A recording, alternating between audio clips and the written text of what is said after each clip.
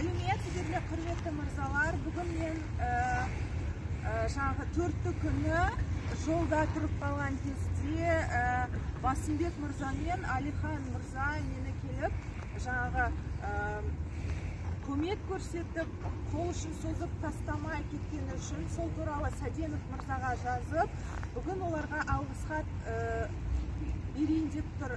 Жаңағы барлықтарыңызға алғысым шексіз. Осындай жаңағы Қазақстанның басына қаралы күн туғанда сіздер жаңағы үйлеріңізде ұйықтамай күнімен түнімен еңбек етіп жүрсіздер. Сол еңбектеріңіз еленсін деген ниетпен осы жаңағы жазып сол мырзаларды марапаттасын деген ниетім болды.